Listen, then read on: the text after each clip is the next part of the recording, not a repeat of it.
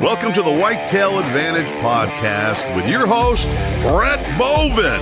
Thank you for tuning in and enjoy the show.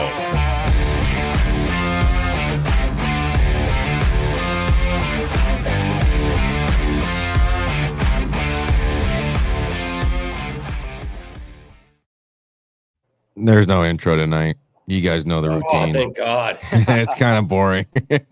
I will say this, though. I always like to at least say this. Thank you to all the men and women in the military, though. Thank you for your service. I know John was in the service as well. And also our guest tonight, Edgar, is still currently in the service as well? I am. When is your contract end, or when do you see your time ending? So I put in for my resignation. December 1st, I will officially be a civilian. Nice. How long officially then? I'll be a little over 8.5 years. So, yeah, it's a little bit different on the officer side. So we just resign our commission, vice our contract being up. So once we serve a certain amount of time on the contract, we route some paperwork up and go through a whole bunch of stuff to get officially resigned. So I can still stay in the reserves if I want. So we'll see. Mm-hmm. Well, what branch are you in, man? Marine Corps.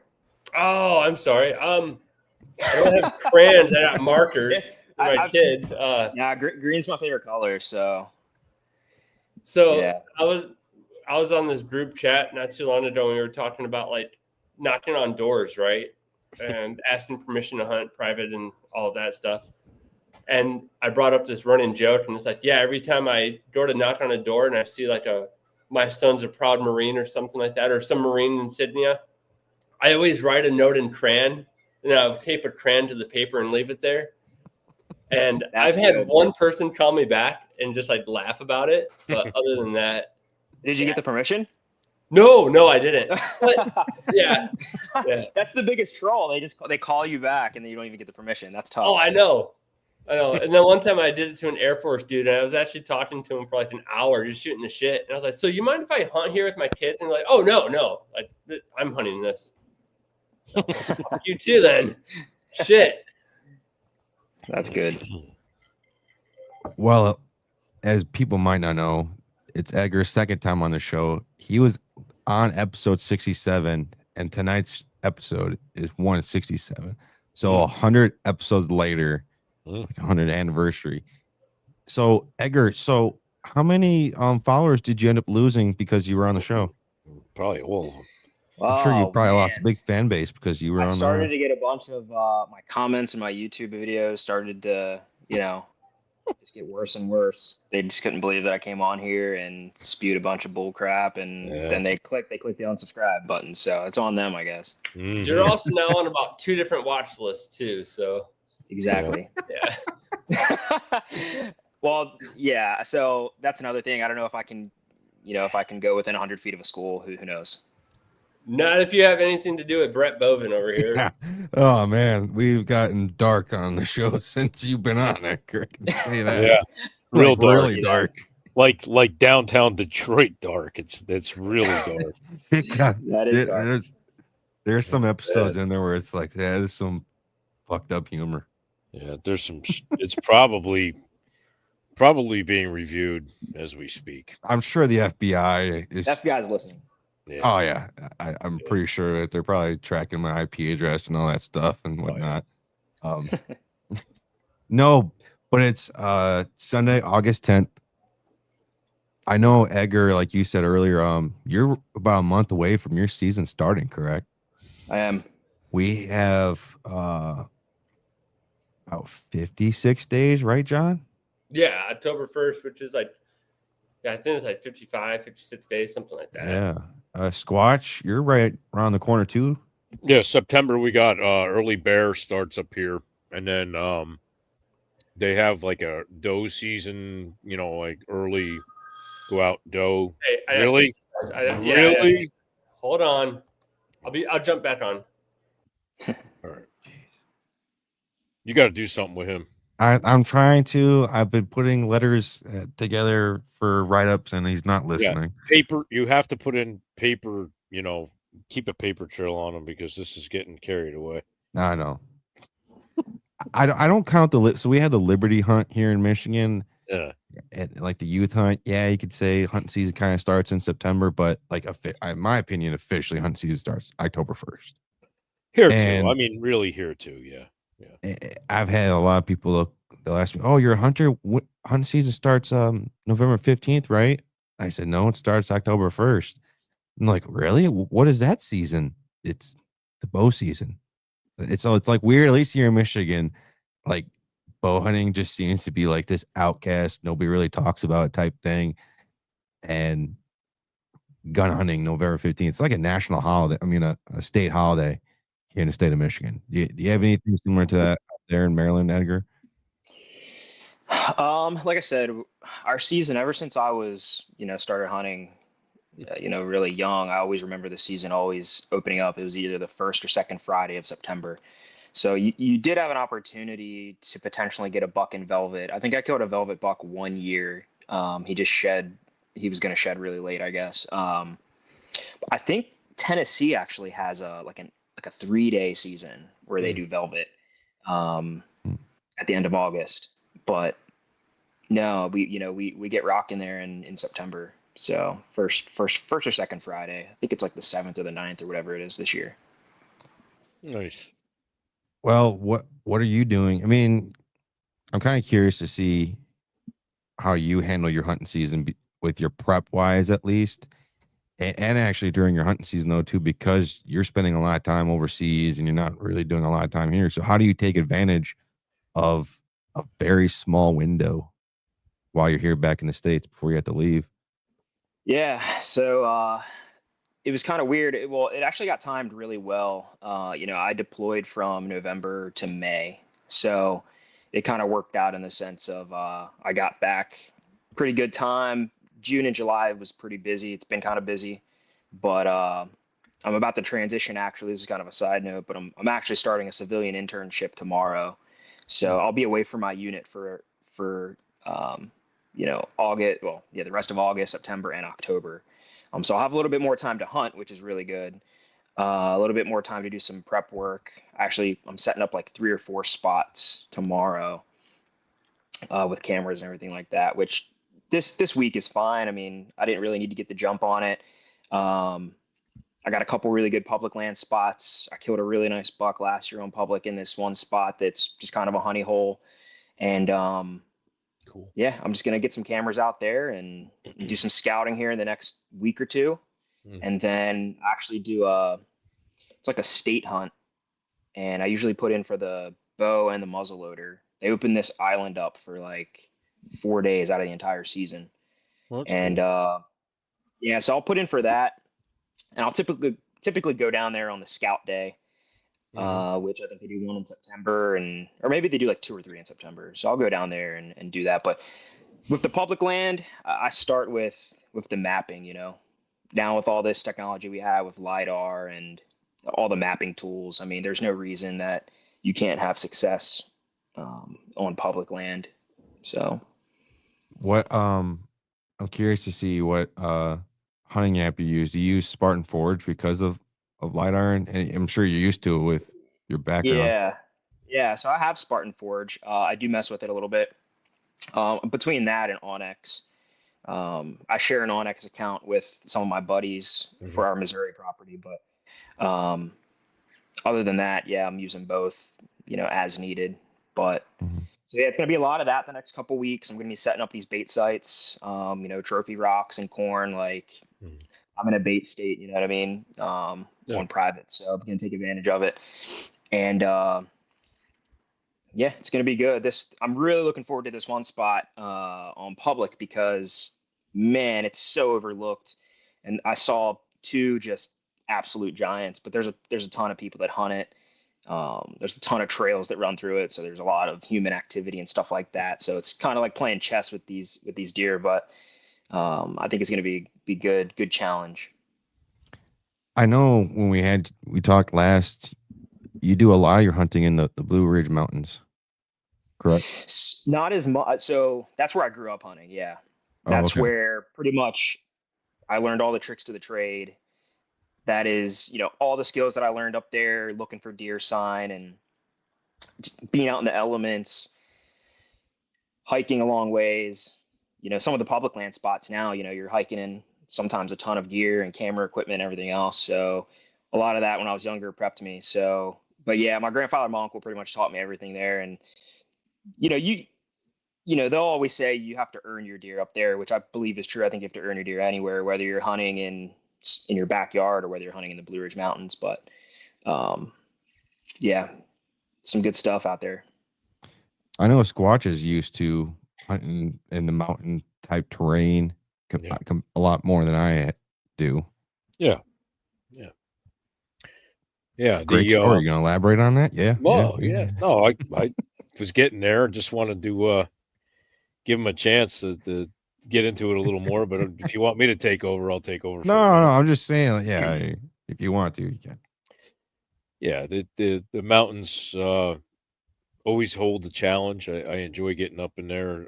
I where I live, it's Catskill Mountains. It's still really rural area, and I got a spot where we get up in there, and we play the thermals and we play the saddles and the ridges, and we run around. We do really good. The 2 bucks that are next to the big one, those are European mounts. Those guys were shot about 30 seconds apart from each other. But that was just the first time going up in the mountain, sitting down up in there, and it's public land, so it was really cool. The next year after that, shot a bear out of there in the same exact spot. So, I was kind of hooked. I like hunting the mountains up there, man. It's freaking awesome. And then you're from the Blue Ridge Mountains, so I mean, geez, you probably know exactly what I'm talking about. You got a lot of bear. Do you guys you got a lot of bear up in there, don't you? Yes. It was kind of funny. So I mean, I was born and raised in Baltimore City, but Okay.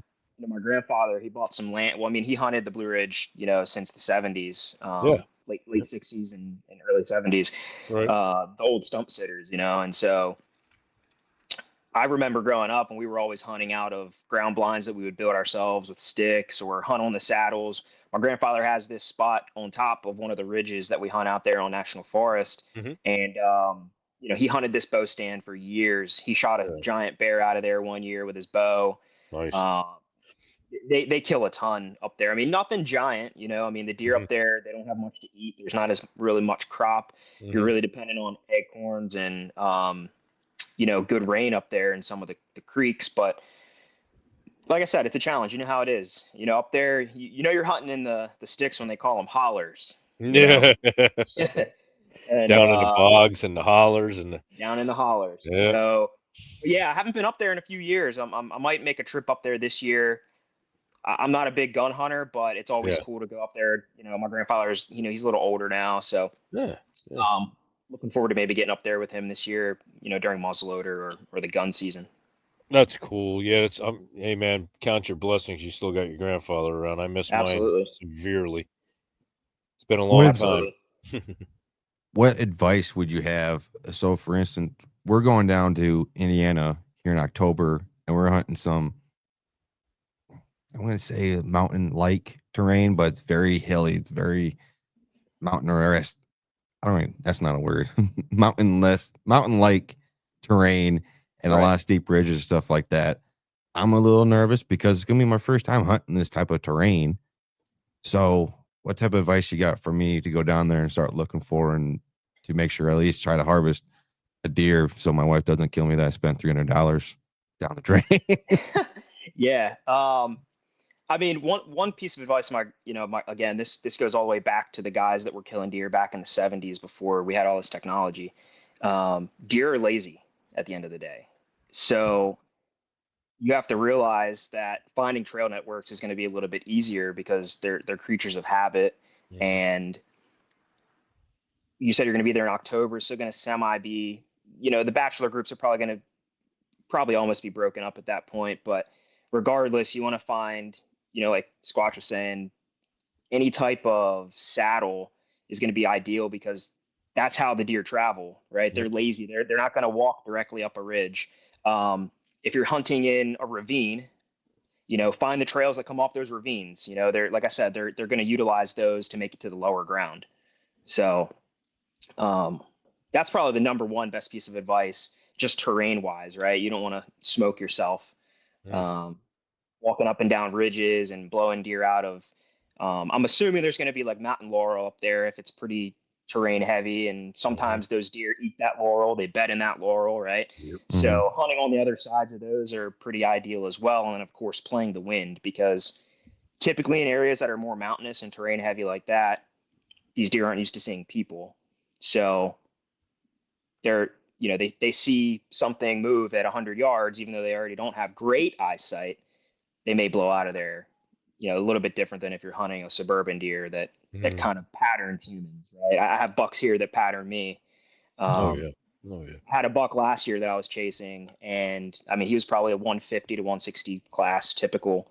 And I mean, he would pop up on my camera 30 minutes after I got down for like 2 weeks straight. And so, I mean, it's just unbelievable, right? So that's definitely just the differences between the two, but playing the wind, understanding the bedding and food source. You can say that really about hunting anywhere, right? That's typical, is like food source, water, right? Deer are lazy, but in those heavy, dense areas that are pretty mountainous, just realizing that, look, if I were a deer, where would I go? That it's the easiest to travel, and it's the easiest to travel to and from my food. And it's typically not directly up and down ridge lines. Yeah, I'm curious because I was talking to Dave. He said, yeah, we're going to be packing in. We got our campsite, but from where he's been finding these pins at on doing some e-scouting, he's got a buddy that's kind of tracked, did some out in the field tracking out there and scouting too. We're going to be packing in a long way from our campsite to hiking into these woods from where we're going to be trying to hunt these deer at. So I'm excited for it. I've been training a lot harder because, like, I'll say this, people should know, at least back in March, I set it up for a goal to lose some weight. I want to get back into better shape. My fat ass was weighing about 215, 220 or something like that. I don't know, something like that. Then I got working out. So now I'm about 206-ish, roughly in that ballpark, 205 now. And I've just been running nonstop. And doing a lot of uphill, downhill running, stuff like that. So that's my fat ass has got into shape now. So I'm looking forward to that. But nothing compares to being out in the woods with boots on and up and down terrain, going up steep, stuff like that. So I'm looking forward to it. That's why I just bought that e-bike, because I'm 50, so I got some years on you guys. And it don't get no easier. So just, enjoy it now. I'm just those e-bikes are money. Yeah, it's dude, it came with a trailer cart behind it too, like included. So I was like, well, hell, that's going to be great, because I could throw my buddy Frank in there and just drive around and, pull him out to a stand too if he wants to go with me on the bike, because the thing's got all kinds of power, I guess. But no, I mean, basically, man, it's just going to be, I have a side-by-side that we use to go up in those mountains. So we're from where we park on the end of a cul-de-sac in the town road. It's up in the middle of nowhere, but you can't go any further with a vehicle. So we jump in my side-by-side, but that damn thing is even creeping in there with that, it just echoes off those valleys and stuff in there. And I've seen a decline from when we used to be able to get a truck up in there that would, run up there pretty quiet. But I'm hoping with the bike, and it's less to, tag around with. I mean, you could just throw it in the bed of the truck, pull it out, throw your stuff on your back and go. It's got like a nice little rack on the, above the rear tire and stuff. So I think it's going to be a real game changer, man, especially for somebody like me getting older and, like the walking stuff. I'm still as good once as I ever was, but having that bike's going to stop you from getting all sweated up, getting all, with your gear on. You know how it is. You hike in, you try to keep some clothes off so you're not sweating up by the time you get up in there. And I don't know, man. I just hope it's going to be a game changer. I think it's going to be really cool. So it's kind of funny. Speaking on e-bikes, I don't know if this is like a phenomenon or not, or just, again, creatures of habit, but so the property that my best friend owns out in Missouri, it's 1,500 acres. And so it's a huge project to manage. He has guys that manage it, and we go out there for a week every November.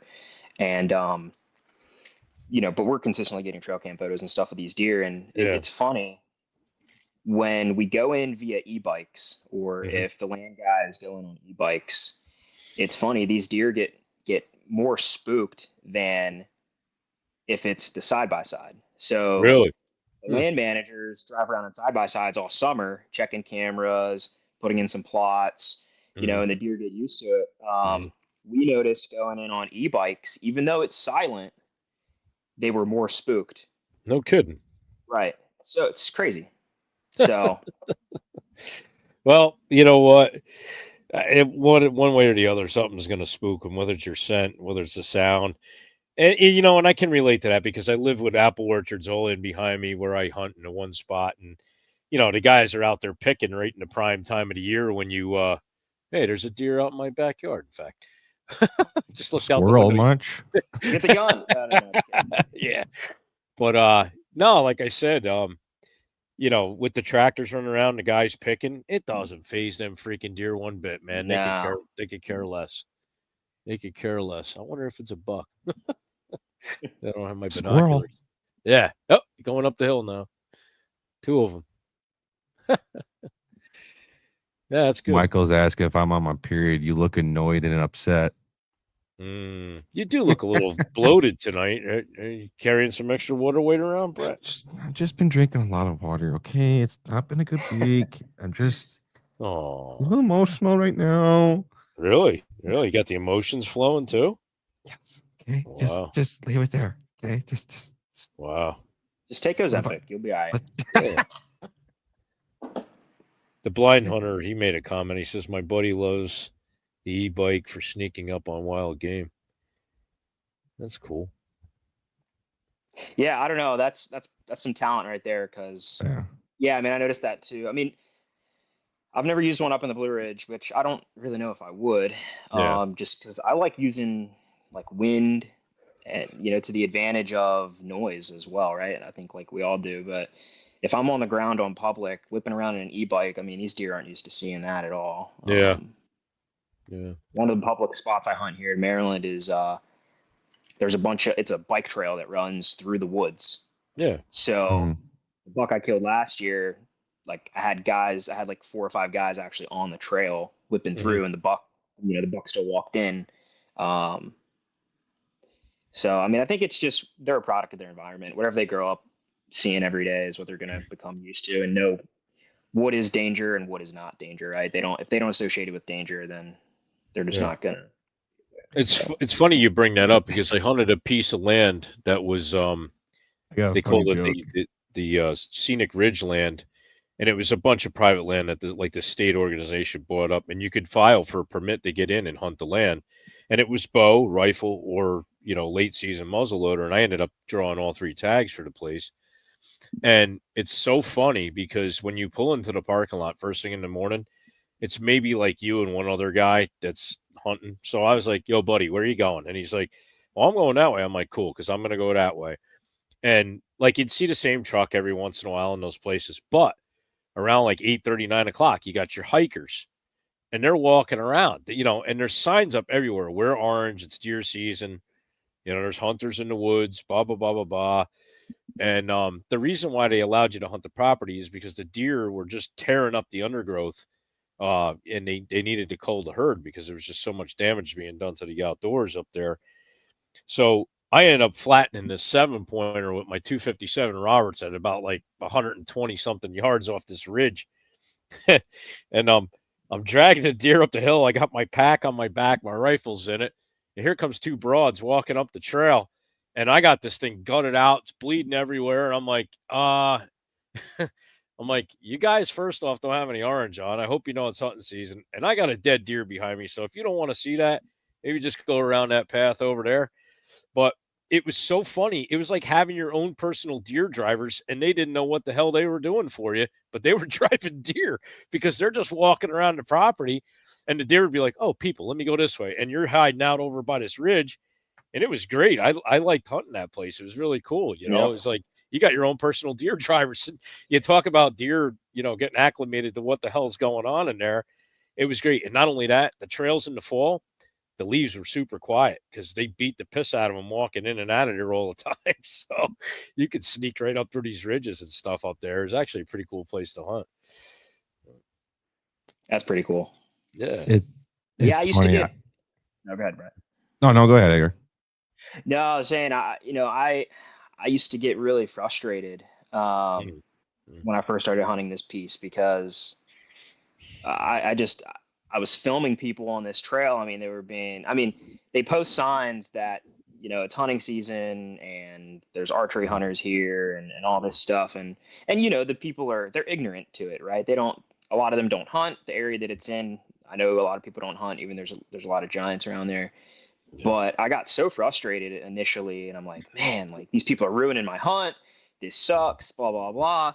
And then it took like my second or third time there, and my uncle was like, that like they're used to seeing these horses on the horse trail, and they're used to seeing these people make this noise. And I was like, all right, well, I'm still trying to keep my hopes up because I'm like, am I just wasting my time? Or so I end up seeing a giant the next day, and he's looking up at the people up on the trail, and then just flicks his tail and moves along like nothing happened. So I'm like, you know what?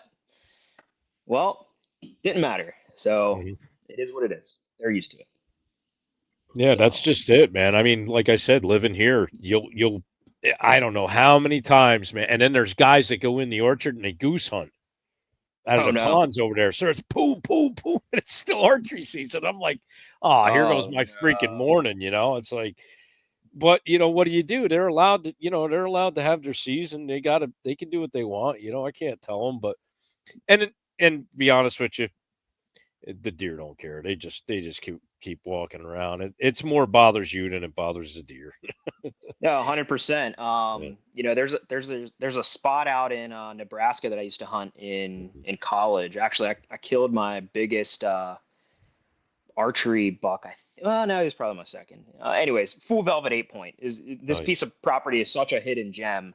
It's it's only like a 4 or 5 acre piece of land off on the side of the road that not many people hunt. Yeah. But I hunted there one year, and there's like 1,000 acre bean field, and then next to it is like 1,000 acre cornfield. It's just all open.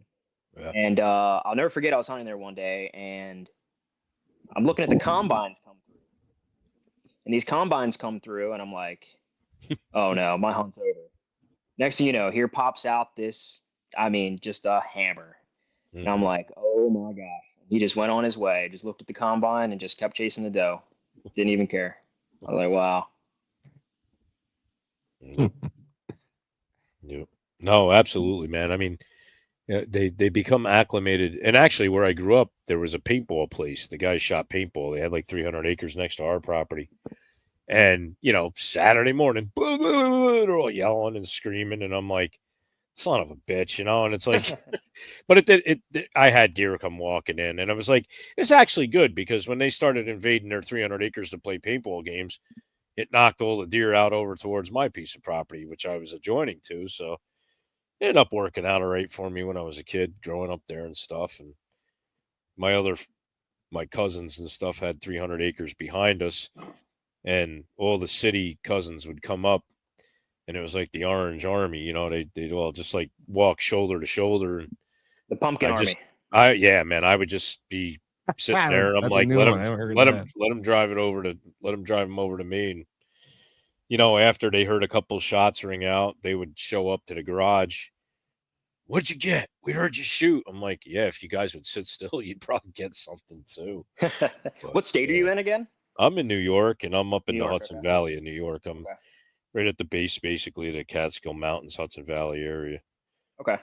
Nice. It's not like, New York City or nothing. We're pretty rural up here.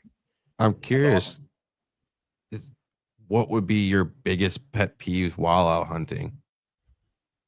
Private or public? Oh, probably hunter harassment. Especially a lot of the suburban areas that I hunt. Yeah. Yep. My neighborhood is very suburban, but there's also 150 to 170 inch deer walking around, and it's really annoying when neighbors that know you're hunting there, know that you have permission to hunt there, walk through property that's not theirs, or actually the spot I was telling you about where that buck would come in. Every time I'd get down, the neighbor would he wouldn't leash his dog, and his dog would run down. His dog would he knew when I would pretty much he'd see me park in the neighbor's driveway to go down into the woods, and he would just let the dog come down into the, into my little ravine there, and he'd run all around. And man, yeah, hunter harassment or just pure, just ignorance. I'm in a very blue state, and like, to be honest, a lot of neighborhoods and a lot of the population doesn't like or support hunting. I did some door knocking last year. I mean, I swear I door knocked on every house within 50 miles of this place. I was chasing another just suburban giant, and I had lost permission at one spot. So I was like, well, I'm going to ask this HOA if they owned like this 45-acre piece, and they did nothing with it. And it's just in this perfect creek bottom. I mean, if I showed you this spot, you would just, I would buy it if I could. I mean, it is unbelievable. And it's just a massive pinch point. The deer have everything they need. And I killed a really nice deer there when I had permission to hunt the piece that was connected to it. But I lost that. And man, I swear I door knocked everywhere. And I just got the weirdest responses. I got the craziest no's, Really? Oh, I'm sure. I'm sure. Oh yeah, it's not just surprising. weird no's. And again, like I utilized it as an avenue to educate, because I did probably door knock. I'd say 50% were people that were just like, no, get out of my house, or get off my property, get off my porch. The 2% yeses, but then like the rest were people that just didn't know, right? They were like, oh, I didn't know you could archery hunt here. Oh, like what does that entail? So use it as a teaching moment. But yeah, we do a lot with that here in Maryland. But we also have a lot of public land that's overlooked. So one thing I did, Edgar, that it is available to you also, because it covers I think all 50 states. But you can get in New Jersey Bow Hunters organization. It costs you $35 a year for multi-million-dollar liability insurance that covers you. They give it to you in writing. And when you're knocking on doors more than a Jehovah's Witness to get permission, you can freaking do good by showing somebody. You say, hey, look, first off, I'm really interested in your property. I've got references up to yin yang, plus I'm covered by multi-million-dollar liability insurance policy. So nothing, even if something was to happen to me here, has to worry you about me getting hurt here if something was to happen. That's a great point. And let me tell you, man, for 35 freaking bucks a year, it's well worth it. It's been a selling point for me with people. It's the first thing I bring up, well, so-and-so, I said, yeah, but does so-and-so have insurance? What do you mean? Well, I do. I have insurance. And, if something happens, I'm covered. We're not coming after you. Nobody's coming after you. And they're like, wow, really? Do you have proof of that? Yeah, absolutely. Here. Wow. Here's a printed copy of what I have. It's back. Never even thought of that. I never thought of that either. And you know what? I can't take the credit for it. Actually, it was on one of the shows, some guys that I had first got to know when I was getting on social media. They had the New Jersey Bow Hunters Association on, and the one guy brought it up, and I'm like, wait a minute, is it for everybody? And he's like, yeah, we cover all the states and stuff. It's, it's legit. Everything's there. You pay the $35 to the organization. And plus it's a good organization. They do a lot for youth bow hunting, a lot of women involved with getting, in the archery, and they promote the sport, and it's really a good deal. For $35, it's a little bit of insurance, and it gives people a peace of mind that you're a respectful, hunter, that, you're covering your butt if something happens. Because I can honestly tell you, years ago, because we had a substantial piece of property, we were approached by multiple gun clubs. And it was always, my grandmother was always like, well, what happens if somebody gets hurt? It was the first thing out of her mouth. So, when you're asking somebody, a perfect stranger, for, permission, it's running through their mind. Well, yeah, this guy wants to come out on the property. Well, what if he gets hurt? And if you say, yeah, but how many people, not to go up, how many actual people that you ask to hunt on their property? Is that the first thought? I'm going to assume was. Yeah, I had a ton last year, actually. It's really funny he brings this up. Yeah, I had probably, I probably door knocked one day on like 15 or 20 doors, and I will say probably like probably half of them said something about that. Yeah. So that's actually like a great point. I wonder if I go back to them now with the liability, like I said, some of them were just like ignorant. They just didn't know what it was about. And like people get weird when they are in the unknown. They just think it's strange. It's something that people don't really think of, especially if they never grew up hunting. So, well, if you're but in a the blue liability state, thing was huge. if you're in a blue state, just wear a Biden Harris T-shirt and knock on doors. Exactly. Oh, I love gonna them. wear a t-shirt Oh, I'm and so hat mad and Kamala didn't get in. Oh God, I got to take my aggressions out on the deer. Oh, come right in. It's so funny because I kind of knew my audience for some of these properties. You know, they were definitely people further on the left and cared about the environment. You know, I'm surrounded by 3 or 4 neighbors that feed the deer literally in their front yard. I would drive out of my driveway and see them every day. And, you know, I approached it. And not only did I, you know, you introduce yourself, make them feel safe, right? It's a stranger walking up to their door, but I went the avenue of not liability at first. I went to, you know, the environment and the car accidents that these deer in the area are causing, right?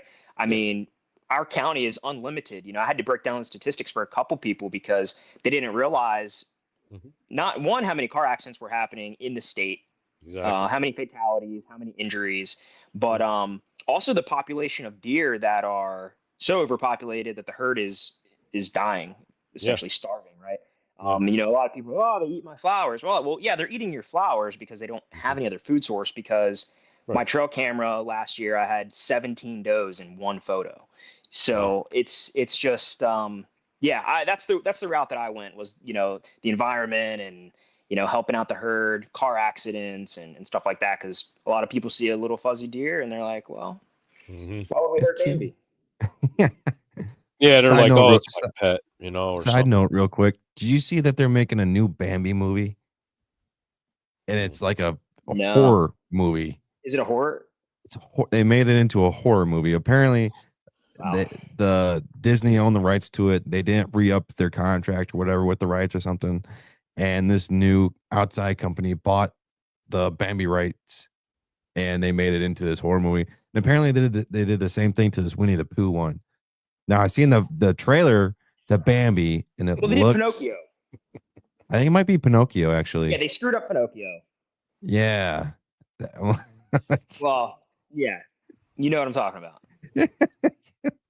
What's Family Guy? The Pinocchio movie was criminal. Yeah, I'm not a political guy by any means, right? But the Pinocchio movie was it's criminal what they're putting into the media. But no, I didn't even think that was a thing. Of obviously you when you have people on your property, you're one of your main thoughts is, well, what if they get hurt and I gotta pay for all their crap and they sue me and this and that. But when it came to hunting, that was not anything in the realm of thinking of that at all, though. And that's actually a really good point to start bringing up while you're going to knock on doors. You Edgar, probably if you went to 10 houses, you probably, I'm going to assume, probably got 8 of them saying yes that you could because, well, he's covered. Oh, I mean, most definitely. Now, to kind of change the conversation, what if I rolled up with a crossbow? Let's talk crossbows. Oh, man. Well, that's like one of the biggest topics in archery hunting, and I feel like in bow hunting is everybody wants everybody's opinion on crossbows. So, I'll give you my opinion on crossbows. I think it is the lazy man's archery, in the sense of I'll say this: my dad has shoulder issues. He can't draw back a bow. So the people that can't draw back a bow, you're excluded from this conversation because you physically can't do that. So you have legit reason to use a crossbow. I'm not talking about you. I'm talking about the people that physically still can draw back a bow. I think it's the version of sitting on your couch and getting fat. It's equivalent to that. Like you're just taking the cheap, easy way out. All you gotta do is pull back and it shoots 5 miles, and you can hit the size of a penny every time you do it, and it's shooting faster than the speed of light type deal. I think it's just lazy. Yeah, no, I think I'm a big advocate of like Michael Waddell when he said that shoot whatever you want with whatever you want. I agree. Like I would hunt grasshoppers if there was a season for it, right? But Yeah. I definitely think that, especially in today's culture, the crossbow thing, it gets a little weird. There's a little bit of a gray area where these states open up these regulations to allow crossbow hunting, and it almost seems like a rifle season in September, right? Yeah. If you look at the numbers from Ohio last year, I'm not going to quote the statistic. I think I looked at the previous years, but there was like I think like 40% of their archery bucks were killed with a crossbow. From Ohio? Sorry, 40% of their bucks in general were killed with a crossbow. It was some number like that. Don't quote me, but I looked it up from the 2023 season, and yeah, like you said, it's I think the barrier to vertical bow hunting is a little intimidating to people, and there's just an easier option for guys now to utilize it, right? Personally, like hunt with whatever you want to hunt with, right? Yeah, I don't give two shits. If you're out in the woods, you're hunting, care. have fun with it. I'm just gonna have my opinions on it. Yeah, exactly. Like if you're an able-bodied man, take the effort, take up the challenge, and hunt with a vertical bow. It's just kind of my. So let me say what I want to say about the thing first, but with the crossbows. I have hunted with a crossbow. I own two. I got one for my father because he's 74, so it's hard for him to pull a bow back. I shot a doe with the crossbow. It was a cool hunt. You know what? It takes skill. Listen, it's just like shooting a freaking rifle, but you got to make sure you got a good shot. There's a lot of variables. Okay. If I shoot a deer with the bow, I of course, my love is sitting there with a compound bow or a recurve in my hand. I can honestly say I've killed a deer with a recurve, no sights, the old school way. Okay. Oh, yeah. I like being able to hunt with any weapon that they're saying that I can go out and enjoy the woods with. I rifle hunt, I muzzleloader hunt. Any time that I can break out and do something different, I want to do it. And let's face it, I can sit in that stand every day with a bow in my hand. And after a while, if I shot a deer, maybe two deer with the bow, it gets boring. I want to take something else out. I want to take something else. I want to see that freaking bolt going at 320 feet per second through a fucking buck, So, I mean, let's be honest, man. I mean, look, as long as you're not pointing the thing out the freaking, driver's side window of your truck, is it small enough to freaking jack deer with or something like that, and you're being an idiot about it, then I got a problem with it. But if you're just taking it out, and you got to understand too, sometimes guys, they try and try and try. They try to shoot a bow and they're just not, capable enough, but they pick up the crossbow and it's like, well, hell, I can still get out early season and get a deer with the crossbow, and I got to go to work. I only got a week's vacation, See, there's a lot of variables, man. I mean, I just try to look at the whole picture and be open to stuff. Like I said, my main love is sitting there in a tree with a nice compound bow or a recurve, watching that buck in the fall come in and, man, just drawing back and making that shot with that bow count. But let me tell you something. It's a lot of fun shooting them crossbows too, man. I'll say to that point, I agree with you. Yeah, there's probably some variables out there that I'm unaware of like you do, because I've never shot with a crossbow. My dad has. I think, though, if you can't shoot a crossbow, you can't shoot a compound bow, and you say, well, I just can't do that. No, you're just not putting in the effort to do it and the preparation to do it. And you probably just don't have the mindset to, well, I can get past it. There's plenty of women out there, not to get sexist or whatever, but they can pull back a 50-pound bow, a 40-pound bow, whatever the case may be, and they can do it with a light poundage bow is what I'm trying to get at. Not that they can do it, but I'm saying they can pull back a light pound bow. Yeah. You can start low is the point I was trying to make and work your way up. You don't need to be shooting Cam Haynes 90 pounds shit all the time. So I think you make a great point. Like, it's kind of like, all right, so like the medium between the two views is like, if you're a vertical bow guy, and you do like having that mix up of, hey, I want to shoot a high powered rifle at 300 yards. I want to shoot this elk at 650 yards with a 300 Win Mag. Like, I think that's a different story than,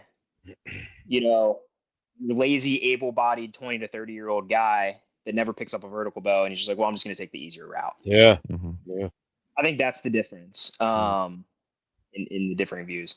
And then I think it's just independent on the person too, right? Like Squatch, he likes shooting all the stuff with all the stuff. He'd go out there with hand grenades if it was legal, probably. Yeah, right? I'm gonna try tie wire next year.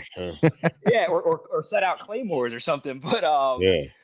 But then, like, personally, me, like, I don't. There's something so deep in me that is so attracted and drawn to archery, hunting whitetails, and it's like all I ever think about and want to do. You know, I don't even want to put any energy into anything else until I physically can't pull a bow back. And if I can't pull a bow back, I probably won't ever use a crossbow. That's just personally me, right? I'll pull my muzzleloader out because it's the next closest thing to a bow, in my opinion. So. I don't know. I just love it all. I'm already getting pumped up for the season. I'm excited. Yeah, me too. You made a great point in the last show, and we'll kind of use this as the last talking point to wrap up for tonight. How deer make grown men just go crazy. That's ever since you said that, it's been living with me in my head rent free ever since. Man, I mean, I see it every year. I even see it happen now. I saw it happen a bunch last year. It is phenomenal what a deer will do to a community of guys that are supposed to be conservationists first and foremost, regardless of if you shoot or I shoot it. You know, the pencil swinging battle of I'm going to shoot this deer before you. It's crazy. We're talking about live animals. In my opinion, the sole purpose of getting out in the outdoors is to enjoy yourself. It's to continue to learn about the deer, learn about the environment, but then be good stewards of the land. And I think a lot of guys in today's generation, they have all the tools given to them. And I know we could go into a cell cam discussion too at some point, but it's amazing how an animal will just make people go crazy. I mean, you see relationships get broken up, friendships, families. I've seen families stop talking to each other because this guy shot his deer. It's like, I don't know. Hunting season brings the asshole out in everybody. Let me tell you. That's what I've always said. Yeah. I'm drawing his blank on his name. Who? From the Spleen. He's older now. Got like the gray rough. No, he's from like Wisconsin. The Beast. Larry Weisshuhn. No.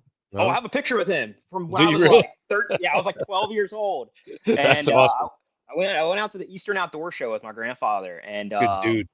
Yeah, took a pic. I always used to remember watching him on like Road of Whitetails with the Contender. Man, 4570 government. That's what he carried. Yep. Mr. Whitetail. Yep. Larry Wise. Yep. I want to say his name starts with a T. T. You're not thinking. Stan Potts is a legend too. You're thinking Fitzgerald? Well, he was on his show. Okay. I don't know. Anyway, that's just gonna bug me because I have his face right there planted in my brain. Look it up. Look it up. Was he like a top hunter? Like he's a very famous hunter. And he's like, how famous can he be? What's he got? A gray beard? He's got like a grayish, darkish beard. He was Tim Shockey? No, it wasn't Tim Shockey. He's from Wisconsin, I think. Wisconsin, the UP, Michigan area. Babe Winkleman? No. I haven't heard of him in forever. Is he still alive? Well, yeah, guys, I'm 50 years old. I'm going back to when this shit was on ESPN, all right? I mean, Okay. I was thinking of TNN. That's the old school TNN. Back when Jury Outdoors was first on TV. Yeah. Come on. Barry Wenzel. Barry Wenzel? Nope. Tiffany Lukoski. No. It's a dude. Come on. What's his name? Lukoski. I don't know. He can't be that famous. I mean, I think one of his shows that he was on, like he had his own platform. Will Primos? Like, the Beast, I think it was. The Beast? No. Brett, you suck. I need to figure this out now before really I suck. move on. Because this is gonna make me cry. If somebody could donate a brain to Brett out there in the freaking Just audience. a brain cell, because come on. Yeah. This is what non-drinking does to your host of your show. When he was drinking Tippy Cow, at least he had some kind of freaking knowledge. Wait. Oh no, you're in Michigan. Never mind. You're not. Dan Infault. Dan Infault. You couldn't remember Dan Infault? It took me a minute. I told you. Jesus. Either way. All right. Like, I remember hearing this story. Like, he said that he would give up like a whole lot of family stuff, like, because of hunting. Mm-hmm. Like, he missed like anniversaries and birthdays and stuff like that. My grandpa and my uncle are the same way. Yeah. I've pissed some people off not showing up for like weddings and parties and shit. It's like, listen, October from there on, don't plan nothing. I was mad at my friend last year because I was chasing this giant 9-pointer that was in my backyard property. I have 2 acres that I hunt, and I was chasing after this monster. And I'm literally, his ceremony is happening. It was the one day of the week where it rained a little bit. I was like, it's his wedding. I'm not gonna hunt this morning. Blah, blah, blah, whatever. I'm sitting in the ceremony. I look at my phone. I get a ping from my cell cam. And he's standing right in front of my cell cam 2 hours before it got dark. If that ceremony wasn't an hour and a half away, I probably would have found a way to get there mid-ceremony. But I was so mad at him. I was like, man, you got to be kidding me. The deer I've been chasing all year, and I never got him. So terrible. The worst ones are when you're at work and the rut's really starting to fire up. It's like, oh, man, he's right there. Like, you try to freaking get out of work early and like sneak back through the back and try to get into where he is. And I love them, but they drive you nuts, the damn cameras. They really do. Yeah, they do. I literally mapped out my PTO for the next 2 years to the end of 2027. In the month of November in 2027, I'm taking the entire month of November off. But in October, I leave every day at 2 p.m. And the first 2 weeks of November, I taken off for hunting season 2. I ain't taking no chances. I'm burning a PTO, and everyone at work knows in October and November, I'm not going to be here. I don't burn out like a full week's vacation to go for 4th of July camping and all this stuff. No, I'd be in the woods. I set it up this year where like I'm literally going to be off for the entire month of November because I drew for Kansas this year. Oh, so nice. I made sure that I was going to have essentially every day off in November because I'll be in Missouri for a week, and then the rest will be, Kansas. Hopefully I'm not in Kansas for too long. I'd like to tag out early, but no trail cameras there on public land. So no, it's weird. It's right around the corner, and I'm like, it never ends though. Like, it doesn't stop. I think it more just kind of like slows down for me, like in a sense, like January through March, April-ish. My brain's kind of like, all right, we're in the slow period, but I'm still liking the hunting season, thinking about it. And then April comes around, May, June, July, and it's creeping back up. And then August comes, and it's just like a fucking roller coaster going, and we're flying, we're gone. Man, I'm so excited. It's gonna be good. I'm looking forward to it. Edgar, thank you so much. Was there anything else you wanted to talk about before we let you go for tonight? Nope. It's definitely been a pleasure, and I wish you two the best this season. Definitely keep in touch. I'm hoping you guys stay safe out there, and continue to do the right thing, and hopefully you drop one, whether it's an 80-inch buck or a 250-inch buck. You should still be proud of it, and whatever you shoot, and I think a lot of people should understand that. A giant to me may not be a giant to someone else, and vice versa. So once you're not having fun with it anymore, you should probably give it up. So yeah, I'm really looking forward to it, man. It's I haven't had the itch really the last 2 months, but I'm glad I came on here because life gets crazy. I'm going through a little bit of a rut myself right now, but man, I'm looking forward to September, October, November this year, and there's some big critters running around, especially really in every state. But man, I'm looking forward to it. So hopefully you guys have some good success out there in the woods.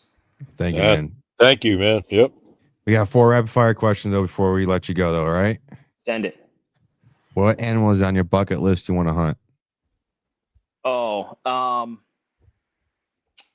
Dall sheep in the Northwest Territories. Ooh. I think it's the first one that I haven't heard, like a bear or a moose. That's an original. That's a new one. I like that. Yeah. The sheep would be cool. What is the top state you want to hunt? Iowa. Yeah, I'm thinking about moving out there eventually, so I can have residency. But definitely Iowa, just because right now it takes about 6 to 7 points to draw the archery tag. So Yeah. I don't want to wait until I'm 40 to get tagged. I think it was a video I was watching about Chris B, because he lived here in Michigan too, and he moved to Iowa. Yeah. I think he made some funny joke that like people in Iowa don't like people that move to Iowa to hunt there, because Yeah. But I mean, as a resident, you can kill $3. I mean, who doesn't want to do that? Right. It's okay because I think Kansas is amazing. I didn't draw last year. I drew the year before and had really good success. They have the walk-in properties, so yeah, there's some just giants out there. There's 200s everywhere running around in Kansas, but yeah, definitely Iowa. If you could pick anybody to go on a hunting trip with or share a campfire with one time, who would that be? Ooh, probably Stan Potts. Yeah, definitely. Yeah, probably Stan Potts. I think he's just like an OG legend. I learned so much about bow hunting watching him on TV, and just like how excited, and just, I don't know, having some conversations with him would be amazing. Just all of the big bucks that he's seen and harvested with a stick and string. I mean, it's just like amazing, and just to see his reaction, right? That's like pure joy coming from someone sticking an arrow through a deer. So yeah, probably him, or I don't know, maybe like Jackie Bushman or something like that. Some of the guys I watched growing up on TV. That'd be cool. Yeah. Last one here. What do we need to do to improve the hunting community? Have fun. It is never too serious. You just, like I said, these animals are already making people go crazy. And I think we need to just realize that, look, we're not here on this earth forever. We need to enjoy the experiences we're having with our friends and family out there. And yeah, just keep fighting the good fight. It's never too serious. Just have fun with it.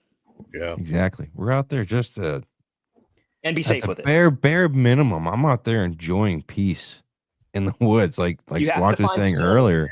You gotta find stillness at the end of the day. Stillness is the key.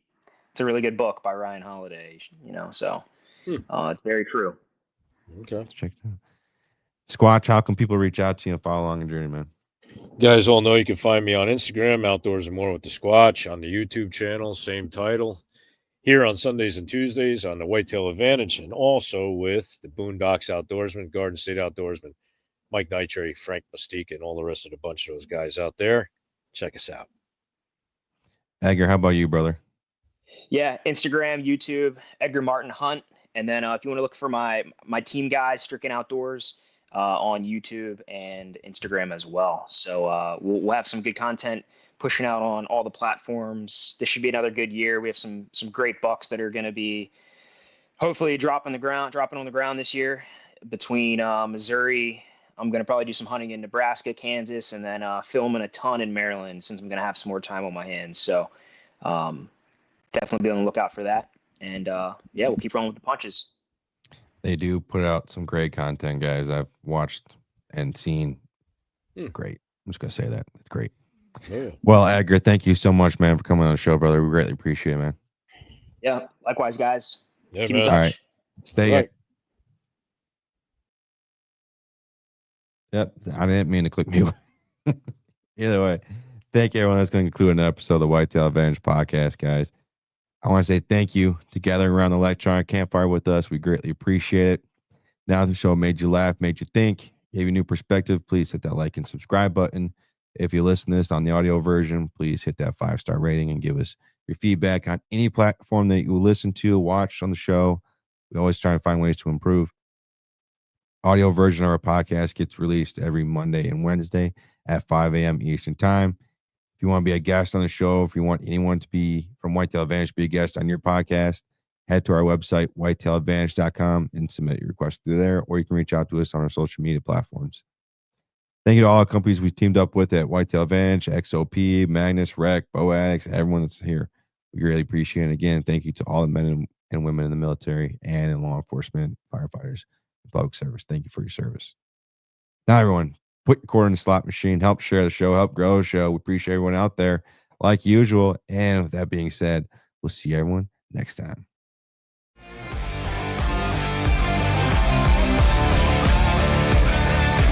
Thank you for tuning in to another episode of the Whitetail Advantage Podcast.